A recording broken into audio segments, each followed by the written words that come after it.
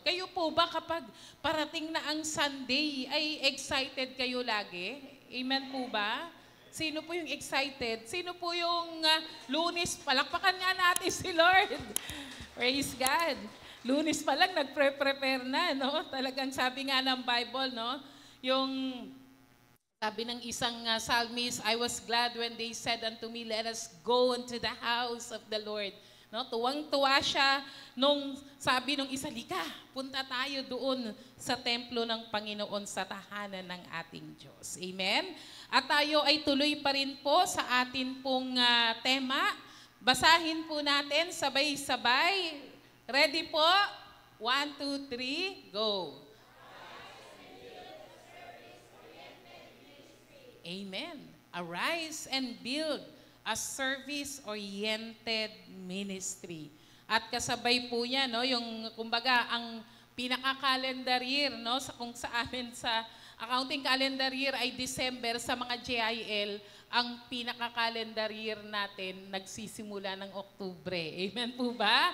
Then yun po ay ang parating po nating 45th anniversary this October 14. Amen. Excited na po ba kayo? Amen. Excited na. Kaya magpalista na po. Lahat po tayo ay sasama. Lahat tayo ay pupunta.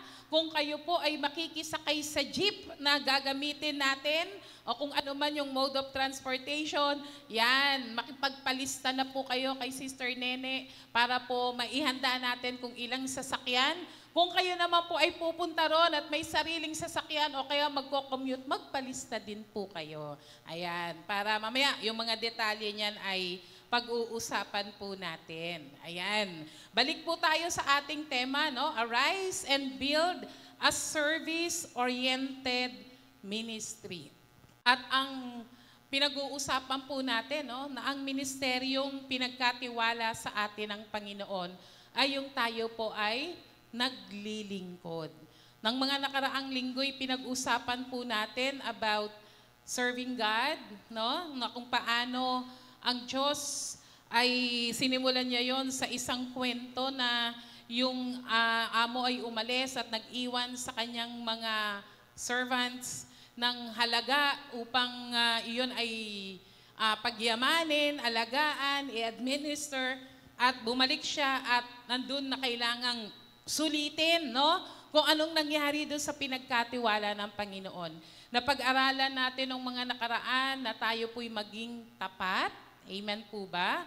Na tayo po ay haharap sa Panginoon para i-account, no? May accountability tinatawag para i-account kung paano ba o gaano ba natin ginawa ang paglilingkod sa Panginoon. Napag-aralan din po natin, hindi ko na po matandaan kung first or second service, no? Yung about ng ano ba yung motivation natin sa paglilingkod sa Panginoon. Yun ay ang biyaya ng Diyos. Amen? Dahil makasalanan tayo, hindi tayo dapat, we don't deserve the forgiveness of God. Kailangan pinaparusahan ng nagkasala, pero iniabot ng Diyos ang kanyang kahabagan, ang kanyang pagpapatawad sa ating mga makasalanan. At nagkaroon po tayo ng buhay na walang hanggan. Yun po ang pinaka-motivation nyo. What will drive us to serve the Lord. And we should serve the Lord diligently, no? Pag sinabing diligently, masipag, hindi tamad. Ayan. Naalala ko tuloy, no, yung pagbiruan kapag yung mga ang kasabihan, no? Sabi niya, di bali ng tamad, di naman pagod. Sa mga Kristiyano, hindi bagay yun, di po ba? Di bali ng pagod, basta para sa Panginoon. Amen po ba? Palakpakan natin si Lord. Praise God. Yun yung paglilingkod sa Panginoon eh. Sabi pa ng iba, pag kaya mo, o di ikaw na. No? No? Hindi totoo yun. Dahil sa pamilya ng Panginoon, tayo isang katawan, binubuo ng iba't ibang bahagi, pero iisa. No? Iisa. Iba-iba ang kaloob sa atin ng Panginoon. Ngayon naman po yung pag-aaralan natin about attitude matters. Yan. Attitude matters. Bakit po ba? Ano bang kinalaman nito sa Arise and Build a Service-Oriented Ministry? Bakit? Kasi ang serbisyo po, ang service-oriented ministry, yan ay paglilingkod natin sa Panginoon dahil mahal natin ang Diyos, gusto natin siyang paglingkuran, at yung paglilingkod natin yun sa Lord, nakakaskade o nakikita sa pamamagitan ng paglilingkod naman natin sa iba. O sabihin natin sa pakikipagrelasyon o how we deal with others, yung relasyon natin sa iba, maging yan ay sa pamilya natin, kaibigan, kakilala, kahit hindi kakilala, di ba? Kabarangay mo ba yan? O kung sino man, ang ating attitude ay magdi-define ng ating paglilingkod sa Panginoon. Sabi diyan, attitude matters. Our attitude matters as you serve God and minister to others. Ano po ba? Basahin lang po muna natin yung talata, no? Philippians chapter 2, verse 5. Sabi po sa Philippians chapter 2, verse 5, sa CEB, sabi po diyan, adopt the attitude that was in Christ Jesus. No, adapt the attitude that was in Christ Jesus. Sabi po sa FPV version, the attitude you should have is the same as that of Christ Jesus. Sa ibang translation, ang sabi po diyan, have this same mind of Christ. No? Sa Philippians chapter 2 verse 5. Sabi naman sa Amplified version, have this same attitude in yourselves as which was in Christ Jesus. Look to Him as your example of selfless humility. Sabi naman po sa Tagalog, dapat maging katulad kay Kristo ang pananaw nyo. Amen? So ang tanong po natin, ano ba yung attitude? Yan. Ano ba yung attitude na yan? Kayo po, pag sinabing, hoy, may attitude siya. Di ba? Parang negative, no? May attitude. Pero ang attitude, sabi po, yan, nanghiram ako ng definition sa mga psychologists. Yan. Ang attitude daw po, it refers to a set of emotions, beliefs, and behavior toward a particular object, person, thing, or event. So kasi ngayon, pag ginaan ko, may attitude yan. Yan. Pag yun ang narinig natin, parang negative, no? So it does not only refer to the bad attitude, pero ang attitude ay, sa Tagalog kasi, no, mahirap i-explain. Pag-define natin ng attitude ay pag-uugali, di po ba? Pero pag-uugali, saloobin, karakter, pananaw. Yan. Yan yung, kaya nga sabi, dinefine siya, yan yung mga pinagsama-sama ng ating emosyon, ating paniniwala, ating behavior, patungkol sa isang tao, bagay, lugar. Baka nanguhula lang, no? Ng mga, pero yung, kumbaga, para how we react, no? O kung paano ba natin tinitingnan ng isang bagay, isang pangyayari, ang tao, or what. No? These are often the result of experience or upbringing, and they can be a powerful influence in our behavior and affect how people act in various situations. So, nakikita daw po yan ang attitude on how we react. No? Kung paano tayo tingnan, mag-react, o ano yung paniniwala natin on certain things. Kaya nga, kapag dinefine natin, pwedeng pag-uugali, saloobin, pananaw, no? Yan po yung attitude na tinatawag. Sa binasa po natin kanina, on Philippians chapter 2 verse 5, sabi diyan, have the same attitude that was in Christ Jesus. Sino po yung ipinagagaya sa atin pagdating sa attitude? Sino po? Si Jesus. Ayan. Dahil wala nang ibang dapat pagtularan yung ating magiging attitude, saloobin, pananaw, karakter, pag-uugali, patungo sa mga tao, mga lugar o anumang pangyayari sa buhay natin, kundi ang ating Panginoong Yesus. These things happen to us in life, no? Things happen to us in life. Our attitude determines how we will respond. Totoo po yan. Sa buhay po natin, iba-iba po ang nangyayari. Di po ba? Nasu-surprise tayo most of the time. At sa mga surprises na yon, ayan, doon ay, doon matetes, doon lalabas, no? Kung madedetermine daw kung anong klase ng attitude meron tayo on how we respond on things.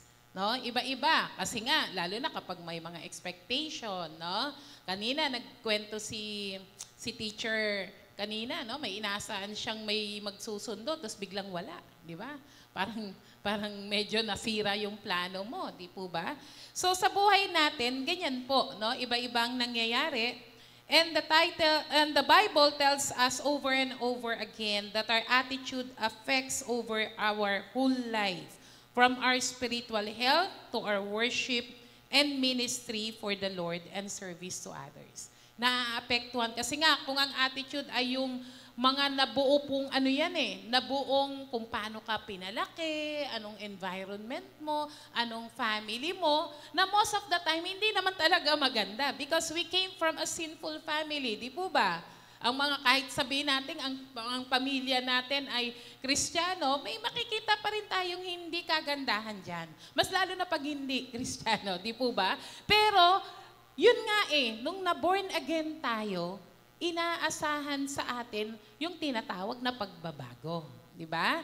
Yung transformation. Inaasahan sa atin na ang ating mga gawi, no? Ang ating mga gagawin, kaisipan, pananaw, ay magiging katulad ng kay Kristo. Bakit? Dahil makakaapekto ito sa ating spiritual na pamumuhay, yung klase ng ating pagsamba, yung paglilingkod natin sa iba, sa church, o yung pakikitungo natin sa ibang mga tao. Success is found in attitude. Amen? Kapag, sabi nga nila, no, kapag positibo, no, actually sa mga born again, hindi lang positibo talaga, no, may pananampalataya. Ang pagtingin sa buhay, talagang pathway to success yan. Di po ba? Talagang kung ano yung attitude natin, magdedetermine ang ating pagtatagumpay sa buhay. God does the real work of changing our attitude. Do you believe that? Amen? Napakalaki ng papel ng Diyos. O ang Diyos lamang ang tanging kayang gumawa ng pagbabago sa ating karakter, sa ating mga gawi, sa ating mga kaisipan, on how we react things. Only God can do the transformation. He gave us a part to play in keeping our right attitude. So, si Lord ang talagang makapagbabago, pero inaasahan sa atin, may papel tayo. Meron tayong gagampanan. Ano po yun? Pagsunod. Di po ba?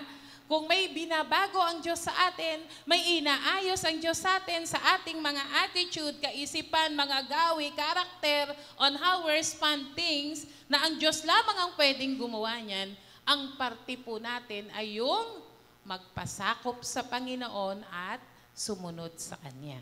Sabi po ng Luke chapter 6, verse 4, "For each tree is known by its fruit." No? Sabi diyan, nalalaman ang bunga sa kanyang puno.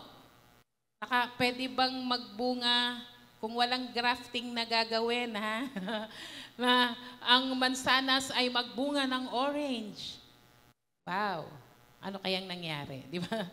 Sabi naman ng ibang kasabihan, no, hindi nalalayo ang bagsak ng bunga doon sa kanyang puno. Ibig sabihin, kung anong kanyang, kung ano ang puno, siya ang bunga. Bakit?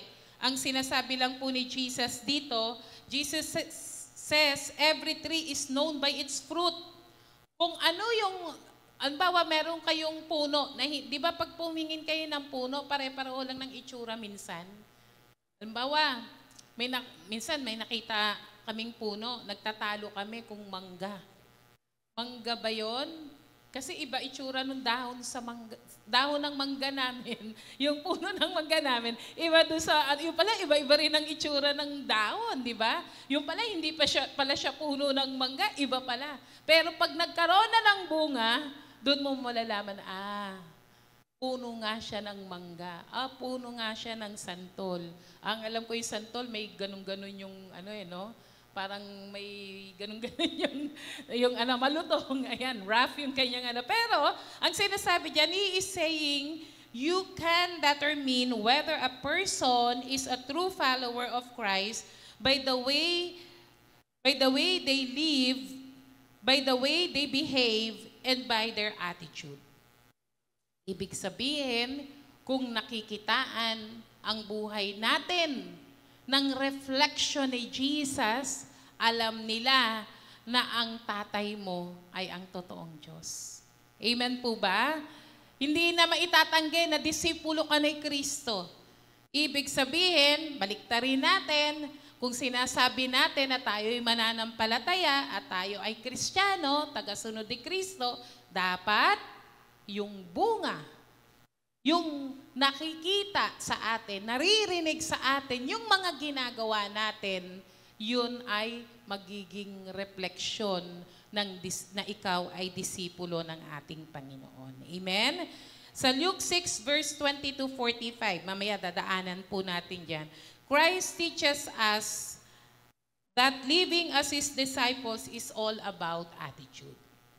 So makikita pala na ikaw nga ay tagusunod ni Kristo kung makikitaan yan sa iyong attitude, sa iyong mga gawi, sinasabi, pananaw, at karakter. Number 1, our attitude towards our circumstances should be to trust God. Ang isang disipulo pala, kaya nga attitude matters. Ano ba yung dapat yung bunga o yung nakikita, no? O yung talagang makikita o mamumunga sa buhay natin ay yung kung anuman ang dumating na pangyayari sa buhay ng isang mananampalataya, ang attitude natin ay dapat magtiwala sa Panginoon. Amen? Amen po ba? Ang attitude dapat natin is to trust God. Yan yung unang-unang nakikita sa mga mananampalataya. Amen po ba? Blessed are those who trust in God whatever the circumstances. Pag sinabing whatever the circumstances, in good times or bad times, nagtitiwala ka sa Panginoon. Amen po ba? Minsan, tingnan natin yung pareho. Kapag tayo ay walang-wala, o nasa panahon tayo ng krisis, o nasa panahon tayo ng paghihirap, o nasa panahon tayo na talagang kailangan natin ng himala, ang mga mananampalataya ng Diyos, ang mga disipulo ng Kristo, ang attitude na makikita sa Kanya ay magtiwala sa Panginoon. Amen? Hindi sa kanyang kakayahan, hindi sa kakayahan ng mga tao sa paligid niya. Amen po ba? Hindi sa mga inaasahan, amen po, kundi magtiwala sa Panginoon kahit na sa mga panahon na naghihirap po tayo. Paano naman sa panahon na meron? Ayan, marami ka, meron ka, pinagpapala ka, parang hindi mo kailangan ng Diyos. Ayan. Di ba? Kasi mas madaling tumawag at magtiwala pag wala. Di ba? Kasi walang-wala ka eh. Di ba? Pag meron ka, parang hindi mo naman yata kailangan humingi. Di ba? Kaya nga sabi, nung binabasa ko po ito, whatever the circumstances, pwede namang banggitin sa panahon ng kawalan. Sa panahon na ikaw ay nananagana, magtiwala ka pa rin sa Panginoon. Hindi sa iyong kakayahan, hindi sa kung ano ang meron ka. Amen po ba? Dahil ang attitude ng isang mananampalataya, ano man ang sitwasyon niya sa buhay, lahat ng yan. Di ba ang steward? You don't own anything, but God owns it. And you are just the manager of the Lord. Amen? Palakpakan nga po natin ang Panginoon. Sabi diyan sa Luke chapter 6, sabi diyan sa verse 20. Sabi diyan, looking up his disciples, Jesus said, "Blessed are you who are poor, for yours is the kingdom of God. Blessed are you who hunger, for you will be filled. Blessed are you who weep, for you will laugh. Blessed are you when people hate you and when they exclude you and insult you and reject your name as evil because of the Son of Man. Rejoice in that day and leap for joy, because great is your reward in heaven, for their fathers treated the prophets in the same way. Sabi po dyan sa Tagalog, no? Sabi dyan, kaharap niya ang kanyang mga disipulo. Ito po yung tinatawag na beatitudes, no? Beatitudes. Sabi nga nila, magandang gamitin din na beatitudes, no? Yung beatitudes, yung dapat na maging kaisipan ng mga disipulo o tagasunod ng Panginoon. Basahin ko lang po sa part ng Tagalog. Sabi po diyan, pinagpala kayong mga dukha, sapagkat sa inyo ang kaharian ng Diyos. Pinagpala kayong mga nagugutom ngayon, sapagkat kayo ay bubusugin. Pinagpala kayong mga tumatangis ngayon, sapagkat kayo'y magsisitawa. Pinagpala kayo dahil sa inyong pagsunod sa anak ng tao ay kinapopuotan kayo, pinagtatabuyan, nilalait ng mga tao, at pinaparatangan kayo ay masama. Magalak kayo't lumukso sa tuwa kung gayon ang mangyayari sa inyo, sapagkat malaki ang inyong gantimpala sa langit. Gayon din ang ginawa ng kanilang mga ninuno sa mga propeta. Kung titingnan po natin, no, yung word na bless, yan. Blessed are those. No? Sa ibang translation, yung word pong bless ay happy. Yan. Sa ibang verse, ang ibig sabihin niyan, well. Ibig sabihin, pinagpala, mabuti, punong-puno ng biyaya, well-favored. Ayan. Pag nakita po natin yung mga blessed are those na nasa Beatitudes, no, sa Matthew chapter 5 or Luke chapter 6, ang sinasabi po dyan, happy or blessed or well-favored ang mga tao na ang lahat ng yan ay dinadanas. Bakit? Kasi aasahan nila na tatanggap sila ng biyaya sa Panginoon. Sabi diyan, the one who despises, well-favored is the one who despite the negative and extreme circumstances still manage to depend in God, for they will be rewarded. Mapalad, pinagpapala, asahan mong tatanggap ka ng biyaya ng Panginoon dahil sa kabila ng kawalan, gutom. Sa kabila ng kawalan, mahirap. Sa kabila na ikaw ay nalulungkot, umiiyak, tumatangis. Sabi diyan ng Lord, despite of those extreme circumstances, despite of the negative things happening to you, still manage to depend on God. Kaya nga sabi, mapalad. Bakit? Kasi yung mga mahihirap, yung mga tumatangis, yung mga nagugutom, yung mga inaapi, nilalait, no? Sabi diyan, pinahihirapan sa pangalan ng ating Panginoon, tatanggap sila ng biyaya, tatanggap sila ng kagalakan ng Panginoon. Amen? Dahil sila'y nagtitiwala sa Diyos. Amen? Palakpakan po natin ng malakas si Lord. Can we identify ourselves with it? No, yung poor dito, hindi lang po yung poor sa pera eh. Yung poor in the spirit, yung talagang uhaw na hanapin ng Diyos. Nauuhaw, nagugutom sa salita ng Panginoon. They acknowledge their nothingness, therefore God sees them. Nakita ng Diyos yung paghahanap, yung kagutuman. Nakita ng Diyos yung paghihirap, yung pagtangis, kapatid. Nakikita ka ng Lord at hindi ka hayaan ng Panginoon na manatili na naghihirap, manatiling nalulungkot, manatili na nilalait. Dahil sabi ng Panginoon, pagpapalain ka niya at ibibigay yung reward na nararapat sa iyo. Sabi diyan, we should be determined to live above our circumstances.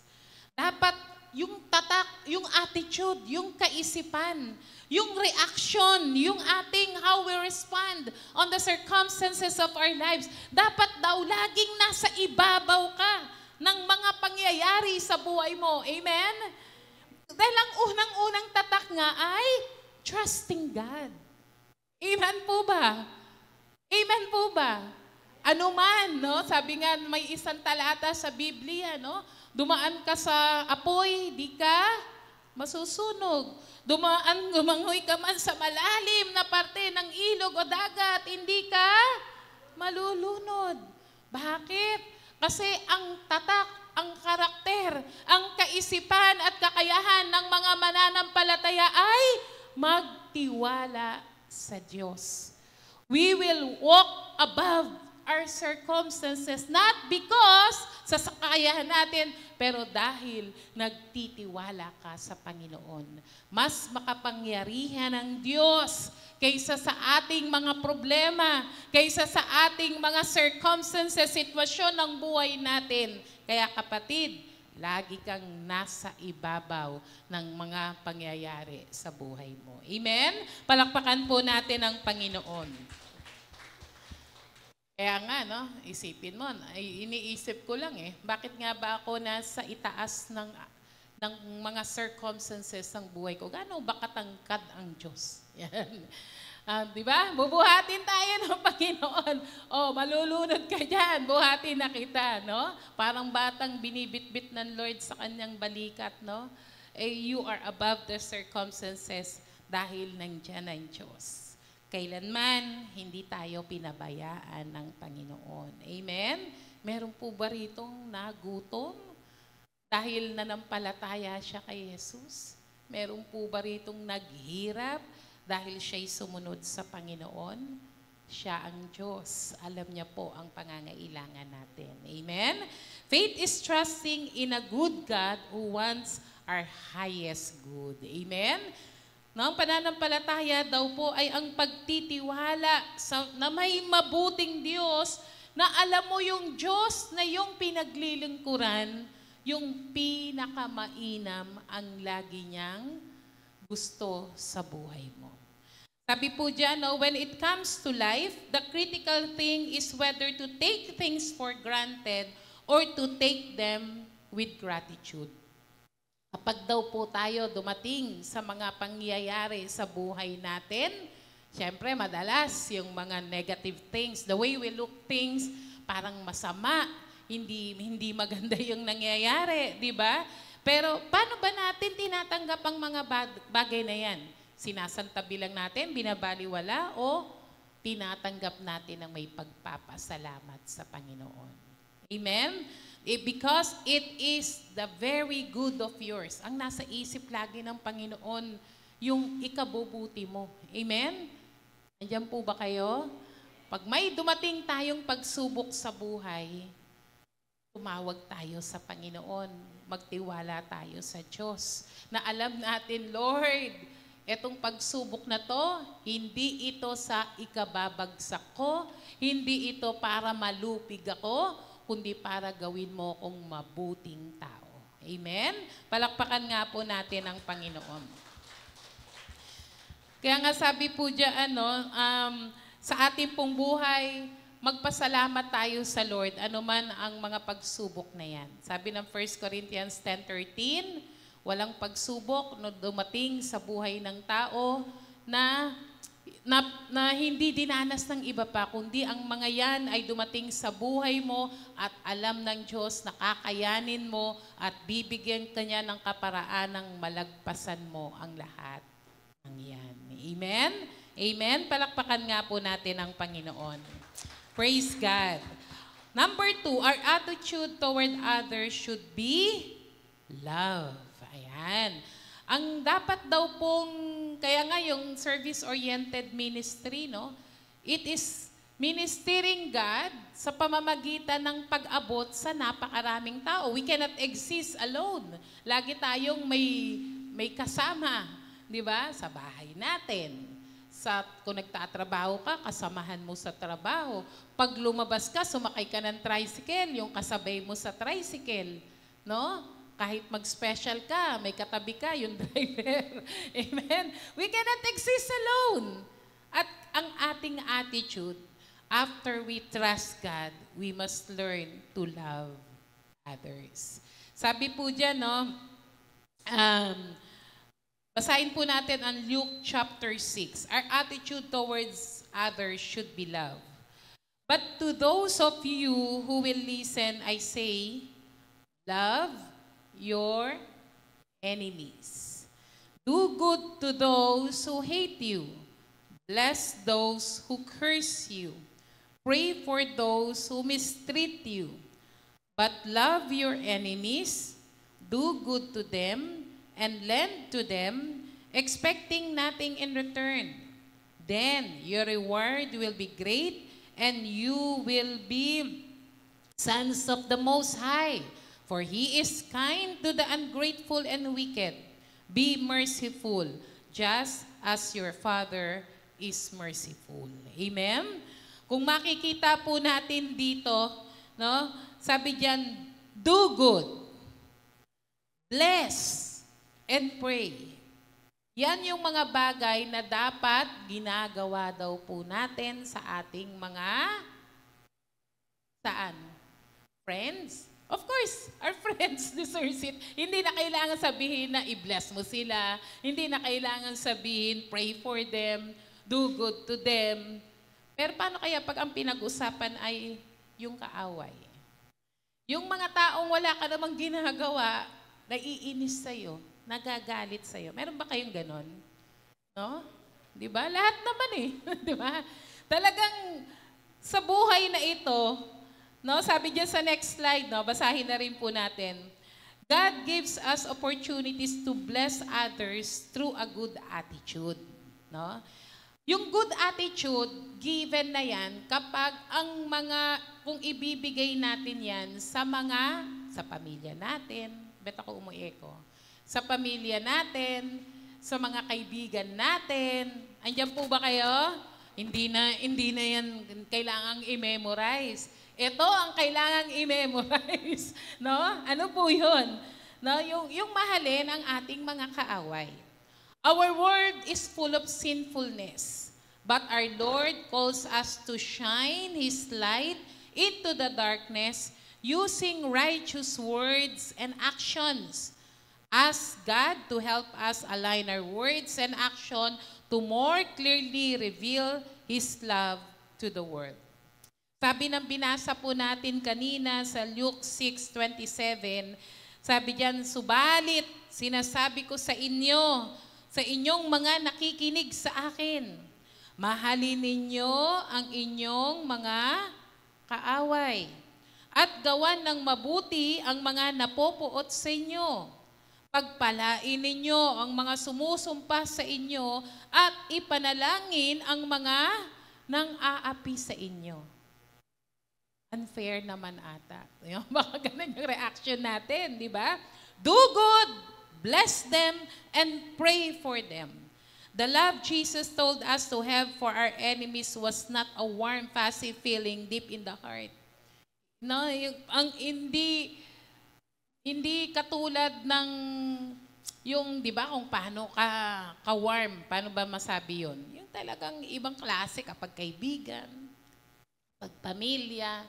Sabi ko nga, hindi na kailangang sabihan ka pa kasi natural yan na ginagawa. If we wait for that, we may never love them. Kung aantayin natin kusang lumabas yung ganong klaseng pagmamalasakit, pagmamahal on how we give it to our friends and families, for those people we like, di po ba? Kung ganon natin ikukumpara yung sinasabing love your enemies, medyo matagal daw po. No? Baka matagal bago lumabas yung ganong attitude. The love for our enemies is something that does something for them, quite apart from how we feel about them. Dahil hindi siya natural na lumalabas, usa mong gagawin. It is something that does something for them. Dahil nga, kaaway. galit siya sa'yo, naiinis siya sa'yo siguro. Ikaw rin, naiinis, di ba? Parang normal lang sa mundong ito. Ayaw mo sa akin, di ayaw ko rin sa'yo. Di ba? Parang ganun yung filosofiya ng mundo. Pero baliktad. Kung may mga tao sa mundong ito, talagang we must speak, no? May mga pagkakataon that Jesus recognized himself that we will have enemies. Andiyan po ba kayo? Doon sa binasa natin sa verse 27, mahalin niyo ang inyong mga kaaway. Alam ng Lord, kahit mga Kristiyano, may mga kaaway. May mga problema sa mga relationship, no? Sa kaibigan o kung saan man. Because we exist in this world. Alam ng Lord na may mga ganon na hindi lahat natutuwa sa'yo. Hindi po ba? Pero para magawa mo yung love your enemies, of course, we need the love of God to flow in us at para itulak tayo na gumawa ng mabuting bagay doon sa mga taong gumagawa ng masama sa atin. Hello, andyan po ba kayo? Parang ang ano, no? Sabi nga, hard teaching. Di ba? Parang ang hirap niyan. Pero yun na yung nararapat gawin. Do something for them. Quite apart from how we feel about them. Kumbaga, isang tabi mo, o ano yung nararamdaman mo, dahil kung nainis ka dyan, nagagalit ka dyan, instead na gantihan mo ng masama, gawan mo ng mabuti. No? Yung nabasa nga natin sa Bible, di po ba? Pag ikaw ay binato ng tinapay, huwag mong binato ng bato pala, sorry. Pag binato ka ng bato, batuhin mo daw ng tinapay. Ang biro anong araw, paano kung nasa garapon daw yung yung tinapay. Ayan. Tanggalin nyo yung garapon. Ayan. Ang sinasabi lang doon, di ba? Binato ka ng bato, matigas yun, di ba? Physical. Pero sa isang banda, there are many things that people hurt us. Ibig sabihin, pag binato ka ng bato, masakit yun. May mga bagay na ginagawa sa ating nasasaktan talaga tayo. But loving our enemies is doing something for them apart on how we feel about them. Instead na batuhin, kaya nga sabi, instead na batuhin mo ng bato, tinapay kasi mas soft yun. Di ba? Putok na lang na medyo mas matigas. No? Hindi po no? Ang sinasabi dyan, loving, we should do good. Sabihin nga po natin, do good. Bless. Pray. Yan daw ang dapat na ginagawa natin para sa ating mga kaaway. Palakpakan nga po muna natin si Lord. Kahit Lord, parang ang hirap pero ang pag-ibig ng Diyos na paaapawi niya sa ating puso, ang tutulong sa atin, gawin yon. Kasi nga, kapag hindi mo yung ginawa, anong babalik sa'yo? Ganyan ba ang Kristiyano? Ganun naman lagi siya sabi, no? Pag pinatulan mo, wala ka namang pupuntahan. Patulan mo, babalik din sa'yo dahil mananampalataya ka. Nadudungisan mo ang pangalan ng Panginoon. Pero gawan mo ng mabuti, mananahimik yan. Mahihiyayan kay Lord. Baka gayahin ka pa niya. At kapag inimbita mo, na-sharean mo ng Word of God, sumunod sa Panginoon dahil sa kabutihang pinakita mo. Amen? Palakpakan nga natin si Lord. Hallelujah. Jesus recognized that we will have enemies. Though we have enemies, yet we are to respond to them in love, trusting that God will protect our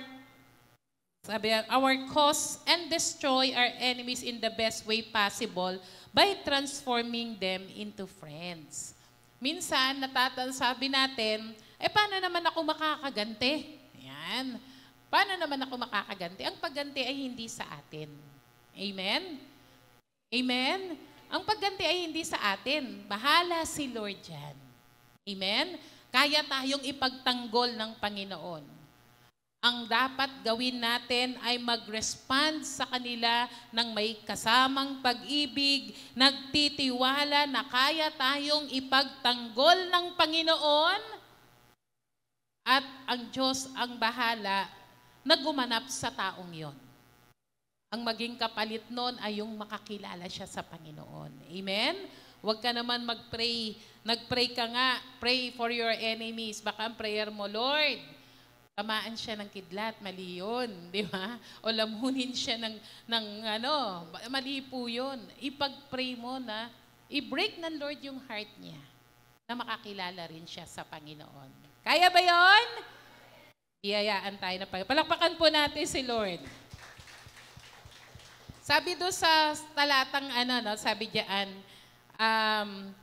bless those who curse you. Sabi diyan, verse 27, mahalin mo ang iyong kaaway, gawa ng mabuti ang mga napupuot, pagpalain ninyong sumusumpa sa inyo at ipanalangin ang mga nang-aapi sa inyo.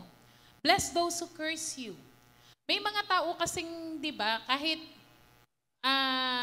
tayo noong hindi pa tayo born again, may mga taong wala namang ginagawang masama sa'yo, ayaw mo. Di ba? Tama po ba? O baka hanggang ngayon, ganun pa din. Hindi na, di ba? Dapat hindi na. Di ba? Na kahit di mo type yung itsura, o di mo type i-approach ka, yung pananalita, di ba? Minsan, pag masyadong presko, naiinis ka, no? Mayabang. No? Pero, may other way around, di ba? Kasi, yung respond natin, dapat hindi na di ba? Hindi ka na nagpapatul sa ganon. Pero paano kung baliktad? Ikaw naman, may mga taong nagsasalita ng masama sa iyo dahil tagasunod ka ni Kristo. Bless those who curse you means that we must speak well of those who speak ill of us.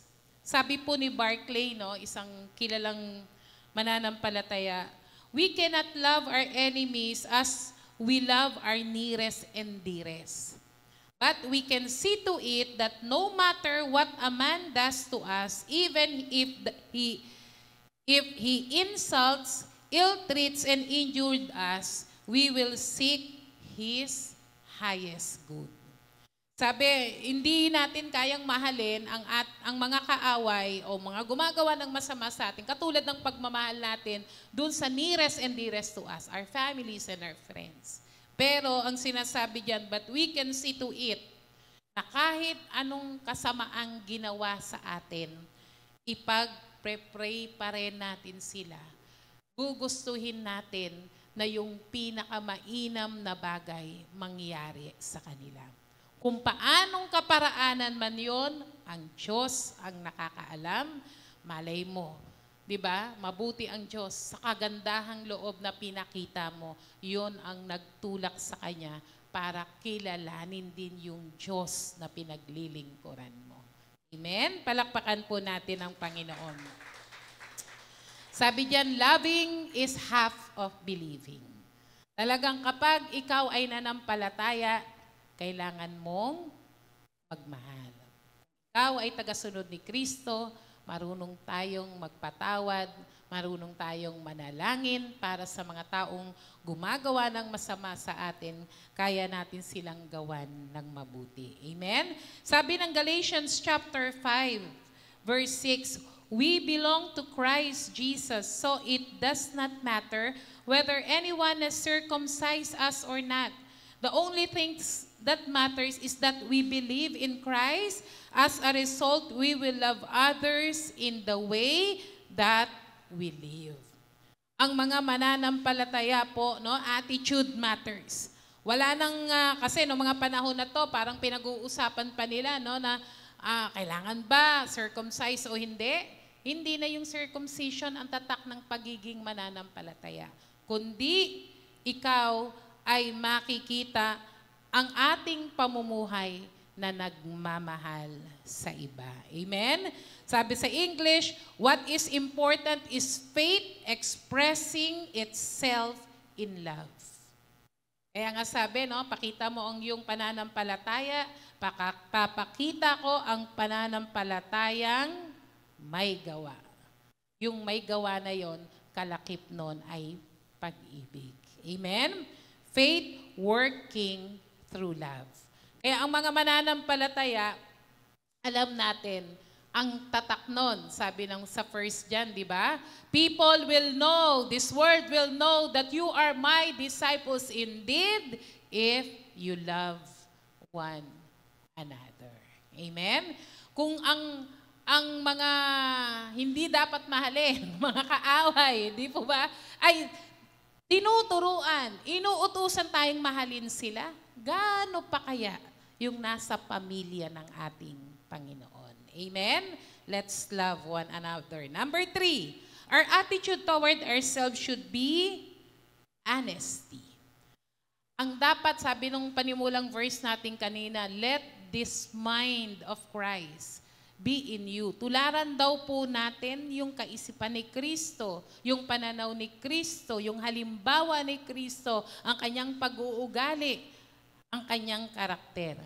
Kasama daw po doon ay ang pagiging honest, pagiging totoo, pagiging tapat, pagiging hindi sinungaling. Ayan. On Luke chapter 6, verse 41. Why do you look at the speck in your brother's eye, but fail to notice the beam in your own eye? The good man brings good things out of the good treasure of his heart, and the evil man brings evil things out of the evil treasure of his heart. For out of the overflow of the heart, the mouth speaks. Ang sinasabi po diyan, sabi puro sa verse 41, bakit mo pinapansin ang puwing ng iyong kapatid, ngunit hindi mo naman pinapansin ang troso sa iyong mata? Tapos sabi diyan, paano mong, basahin ko po ng diretso ha, paano mo masasabi sa iyong kapatid, hayaan mong alisin ko ang iyong puwing, gayong hindi mo nakikita ang trosong nasa iyong mata. Mapagkunwari, alisin mo muna ang troso sa iyong mata nang makakita kang mabuti. Sa gayon, maalis mo na ang puwing ng iyong kapatid. Sabi diyan, walang mabuting punong kahoy na namumunga ng masama at wala ring masamang puno na namumunga ng mabuti. Nakikilala ang bawat puso sa pamamagitan ng kanyang bunga, sapagkat hindi nakapipitas ng igos sa matitinik na halaman o ubas sa mga dawag. Sabi sa verse 45, ang mabuting tao ay naglalabas ng mabuti mula sa kanyang pusong sagana sa kabutihan at naglalabas ng masama mula sa kanyang pusong puno ng kasamaan. Sapagkat kung ano ang nag-uumapaw sa puso, ang siyang sinasabi ng labi. For out of the abundance of the heart, the mouth speaks. Ang sinasabi po rito ng Panginoon, the Lord calls us to self-examination. Tingnan daw po natin, maging honest tayo sa ating sarili, maging transparent tayo sa harapan ng Panginoon. Mas kailangang suriin natin ang ating sarili sa harapan ng ating Diyos. Kaysa unahin nating manuri ng iba. Let us do the self-examination before God instead of examining others. Nakakatawa nga po yung napansin nyo pa, yung parang joke dito, di ba? Parang eksaherado. Bagay, gano'n naman mag-explain si Jesus. Sabi niya, nakita mo yung kapatid mo, may puwing. Ano ba yung speck? Ano lang yan eh, di ba? Gahibla, yung kapag napupuwing ka, merong, ano ba sa Tagalog dito? Sabi diyan, ang muna pinapansin mo ang puwing nga, tawag puwing, no? Yung talagang parang may konting-konting dumi sa mata, yung kapatid mo. Tapos, ikaw pala, troso. OA naman, di ba? Troso. Can you imagine yung troso nandito sa mata mo? Eh di ba lumulutang-lutang lang yan sa mga rivers? Pero ang sinasabi ni Jesus na bago tayo mag-criticize ng iba, ay tingnan muna natin yung ating sarili. Yan. Baka ang galing-galing nating manita, pero tayo mismo, meron naman dapat ayusin. Hindi po ito nangangahulog ang hindi natin i-come to attention yung ating mga kapatid na nakikita nating may mali, nakikita nating hindi nararapat, kung yung tinatawag pong rebuke, no? Nire-rebuke, gentle rebuke, no? Rebuke with love, na nakikita nating mali, na hindi naman natin sila hinahayaang maging mali lang ang buhay. Pero ang sinasabi dito, tingnan natin yung ating sarili. Baka puro iba na lang yung napapansin natin, pero yung sarili natin, hindi natin nakikita sa harapan ng Panginoon. Kanina, nakapanood ako ng isang teaching, no? Yung pride raw po ay number 1 na kaaway ng Panginoon. Sabi diyan, God opposes the proud, but gives grace to the humble. Yung word raw pong opposes, it is a military term which means yung parang full force. Ibig sabihin, kapag tayo ay nagmamalaki sa harapan ng Diyos, walang biyaya na tatanggapin sa Panginoon. Dahil ang unang rebelyon na nangyari sa kalangitan na pinangunahan ni Lucifer, ni Satanas, ay dahil sa pride. Maging maingat po tayo. Baka akala natin, okay na okay tayo o magaling tayo. Nalulungkot lang ako na kapag kailangan maging mapagbantay po tayo dyan eh. Lalo na kung medyo gumaganda na ang posisyon, gumaganda, marami ka nang naririnig na papuri, di ba? Natutuwa na ang marami sa'yo, di po ba? Nakakatukso, di ba? Nakakatukso, wow, nable-bless sila sa akin. Pero dapat babalik tayo doon sa katotohanan, lahat yan para sa Panginoon. Dahil yung galing, husay, yung oras, yung lakas, yung talino, galing lahat sa Panginoon. Amen? Palakpakan nga po natin si Lord. Sabi po dyan sa susunod na verse, sabi po, no, He is more within us than we ourselves. Dapat daw po, mas mapuno ni Kristo ang ating buhay kaysa ng ating mga sarili. Yung word na I, me, myself, di ba? Kapag yon ang nanguna sa atin, nako, delikado. Baka nasa punto na tayo na pabagsak na tayo. Mga kapatid, ang attitude ng isang tagasunod ng Panginoon, trusting God, nandoon yung ating pag-ibig at nandoon din yung ating pagiging tapat. Sabi ng Psalm 51 verse 10, God, please make my heart new and clean and make my spirit strong and true deep inside. You want me to be humble and sorry. That is the sacrifice you want. And when people are humbled and they turn away from their sin, you will not refuse. Ang pinakamainam na alay sa Panginoon, pagsamba sa ating Diyos, ay yung isang pusong durog sa harapan ng ating Panginoon. Si David po, nasulat niya yung Psalm 51, ilang buwan siyang itinago ang kasalanan sa Panginoon, na alam niya namang hindi niya maitatago. Pero yung pride, no, siguro niya, gusto ko lang naman sumaya, di ba? Gusto ko lang naman gumandang buhay ko. Minsan may mga ganun tayong filosofiya sa mabayaan. Minsan lang naman yan. Ayan. Minsan lang naman natin pagbibigyan yung kasalanan. May kadugtong yun eh, di ba? Pero si David, nung nakita niya, nawala yung joy of salvation, nagkasala siya sa Panginoon, kinonfront siya ni Nathan, yung propeta, nagpakumbaba siya. Sabi niya, Lord, gawan mo ako ng bagong puso. Alam niyo po sa panahon natin ngayon, no, parang napakadaling hindi magsabi ng totoo. Meron ka lang taong ayaw mong kausap, di ba? Sabihin mo, ganito. O nag-iisip ka na ng dahilan, may ganito akong gagawin. Nandiyan po ba kayo? Parang minsan dumating ako sa punto na sabi ko, teka, bet parang regular na lang ata, parang naging normal, hindi ka na parang hindi ka na nakokonsensya. Wala na yung conviction ng Holy Spirit na mali yun. Pero kung magiging sensitibo ka lagi sa presensya ng Lord, maliit na kasinungalingan, sasabihin sa iyo ng Holy Spirit, mali ang gagawin mo. Minsan kasi, ang nasa isip natin, yung pagsisinungaling na yan, kasi baka makasakit sa kanya. O baka kung ano yung, actually hindi totoong baka makasakit, baka iba ang maging isip niya sa akin. So anong iniisip mo? Sarili mo na naman. Andiyan po ba kayo?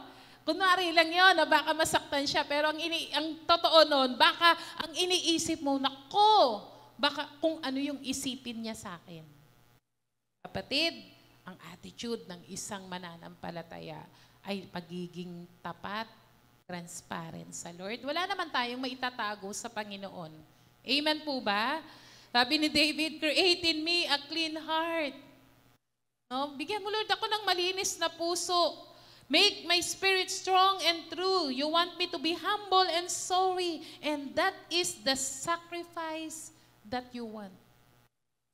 Isang pusong malinis, durog na puso sa harapan ng Lord. Ano ba yung durog na puso? Yung talagang kitang-kita, repentant heart. Kitang-kita mong nagkamali ka, nagmalaki ka sa Panginoon, at talikuran ang kasalanan. Yung ganong klaseng pag-aalay, diba? May mga offering in the Old Testament, pinapatay ang mga hayop, ino-offer yung mga fats, di po ba? Alam nyo po ba, yung broken spirit, a contrite heart, yan yung handog sa Panginoon na kailanman hindi tatanggihan ng ating Diyos. Katanggap-tanggap na handog sa ating Panginoon. Palakpakan po natin si Lord. Praise God. Our perfection certainly consists in knowing God and ourselves. Laging hanapin ang Panginoon at maging tapat sa ating Diyos. Sabi sa ating conclusion, attitude dictates our action. Action dictates our habits. And habits dictates our future. Kapatid, bawat araw ng buhay natin, yung Rise and Build a Service-Oriented Ministry, ang sinasabi doon, talagang maging handa tayong maglingkod sa Panginoon, unahin nating pabago sa Diyos ang ating mga buhay. Maging constant yung growing. Tumigil na ba kayo ng mag-grow kay Lord? Baka kasi akala natin, ang tagal na natin sa Panginoon. Sa ulado ko na yung mga seminar. Hindi po yung mga seminar at pagkaalam eh. Yung dire-diretso ka na lumalago sa Panginoon. Nakita niyo yung mga puno, kahit matanda na sila, nagkakaroon sila ng mga bagong sibol na mga sanga, mga leaves. Bakit? Dire-diretso yung kanilang paglago. Tayo din po. Kahit matagal na tayo sa Panginoon, magpaturo pa rin tayo sa ating Diyos. Amen? Palakpakan po natin ang Lord. Tumayo po tayong lahat. Praise God. Our attitude matters. Hayaan po natin na para makapaglingkod tayo ng gusto pa sa Panginoon, maibaba natin yung klase ng paglilingkod na yan sa ating relasyon sa mga tao sa paligid natin. Our attitude should be trusting God. Our attitude should be of love. Our attitude should be of honesty. May we ask the Lord to purify us this morning. Marami pang gustong baguhin ng Diyos sa ating lahat. And I believe, kapag tayo po ay ready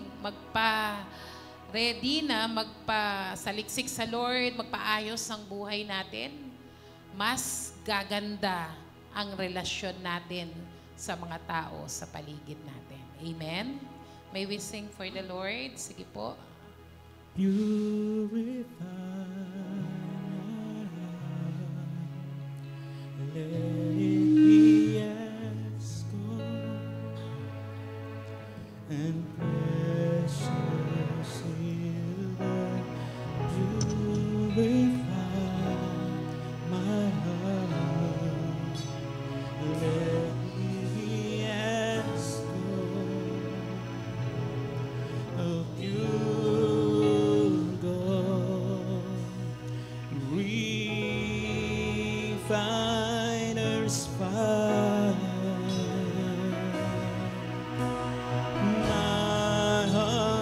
heart's one desire is to be holy, set apart for you, Lord. I choose to be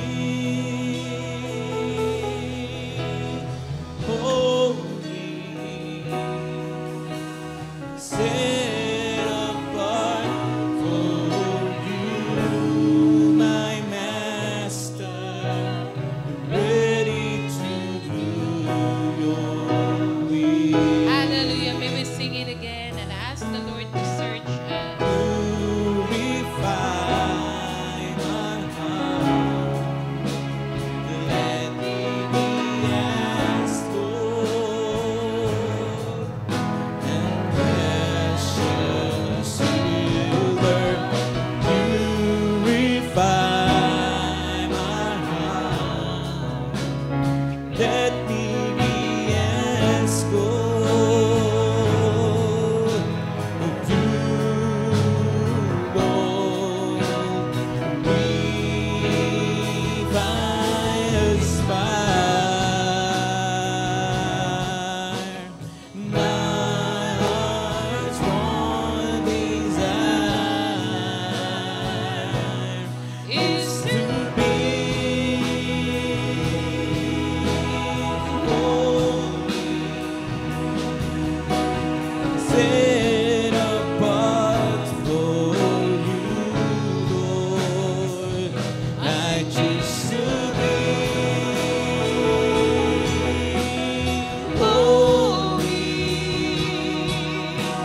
set apart for you, my Master, ready to Hallelujah. Let's commit our lives to the Lord. Raise our hands to Refiner's God. fire. Refiner's fire. My heart's one desire is to be holy, set apart for you, Lord. I choose to be holy, set apart for you, my Master, ready to do your will. Hallelujah. May I ask everyone to na ilagay po natin sa bahagi ng ating puso ang ating mga kamay. Sabihin po natin, aking Ama, Aking Ama, ako po'y lumalapit sa ako'y iyo. lumalapit sa iyo. Nagpapakumbaba, Nagpapakumbaba, humihingi ng tawad humihingi ng sa tawad aking mga pagkukulang, sa aking mga sa pagkukulang, aking mga kasalanan. aking mga kasalanan. Ngayong umagang ito, Ngayong umaga, muli muli iniaalay ko iniaalay ko ang aking buhay, ang aking ang buhay, aking lakas, aking lakas, ang aking paglilingkod ang aking paglilingkod para sa iyo, para sa iyo, sa pangalan ni sa pangalan ni Jesus. Jesus. Amen.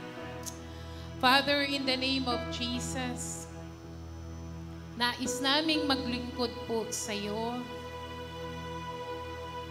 Maliit man ang aming kakayanan para gawin ito. Pero sa munting mga kaparaanan, Lord, tinatanggap mo, hindi mo tatanggihan ang paghahandog ng isang dalisay na puso. Isang pusong nagpapakumbaba, pusong nais maglingkod at magpasakop sa iyo. Tulungan mo po kami na ang aming paglilingkod ay hindi lang, Lord, sa loob ng simbahan, kundi, Lord, sa mga tao na amin pong nakakasama lagi, sa aming trabaho, sa eskwela, sa aming community, sa aming kapitbahay. Siyempre, Lord, sa aming pong pamilya. sa tinuro mo po ngayong umagang ito, na napakahalaga ng aming mga pananaw, reaksyon, ng aming saloobin, ng aming pag-uugali, patungkol sa mga pakikitungo namin sa ibang mga tao. Tinuturuan mo kami, O Diyos, na nararapat lamang na magtiwala sa iyo. Nararapat lamang na mahalin namin ang lahat, sino man sila, ano man ang kanilang ginawa at ginagawa. At tinuruan mo kaming maging tapat, laging totoo sa iyong harapan. Nais namin, Lord God, na baguhin mo po ang aming mga buhay. Kung hindi mo kami nakitaan ng pananampalataya at pagtitiwala sa iyo, inihingi po namin ng ang lahat ng mga pagdududa. Hinihingi namin ng tawad ang aming kawalan ng pananampalataya. Turuan mo kami sa anumang sitwasyon ng aming buhay. Mananampalataya at magtitiwala kami sa kayang gawin ng aming Diyos. Panginoon, sa oras na ito, may mga sitwasyon po sa buhay ang aking mga kapatid, mga circumstances in their lives. Iba-iba po, Panginoon, ang kanilang panalangin, iba-iba ang kanilang mga hiling.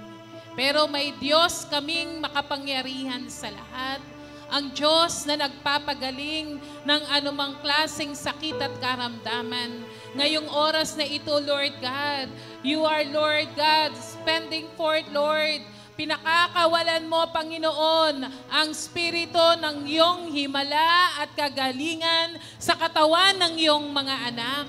Sa pangalan ni Jesus, in Jesus' name, send forth your healing, send forth, Lord God, your miraculous hands, and touch their bodies, Lord, and do the miracles, Lord, hindi lang sa kanila, kundi sa mga mahal nila sa buhay, O Diyos. Sa pangalan ni Jesus, patuloy kaming magtitiwala sa iyo, hindi lamang sa mga kagalingan, kundi sa anumang klase, Panginoon, Lord God, ng pangangailangan. Gumatagpo ka sa iyong mga anak.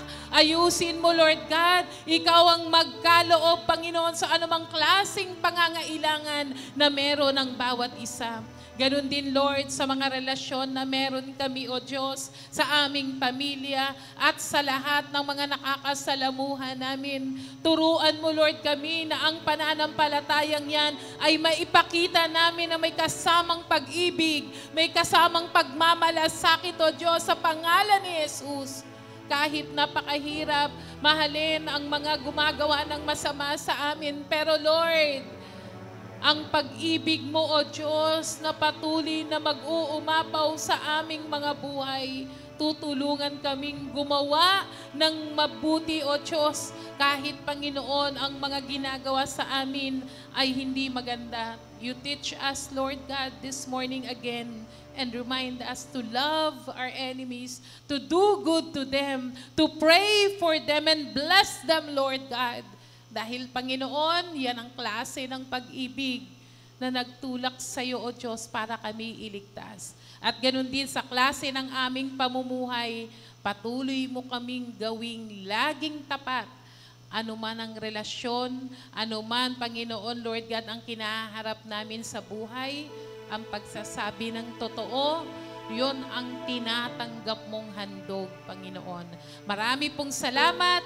Ngayong umagang ito, tinanggap namin ang biyaya at pabor at pagpapala na nanggagaling lamang sa iyo, Panginoong Yesus. Sa iyo po namin minsan pa ibabalik ang lahat ng kaluwalhatian, karangalan sa pangalan ng aming Panginoong Yesus, at ang lahat ay magsabi ng Amen and Amen.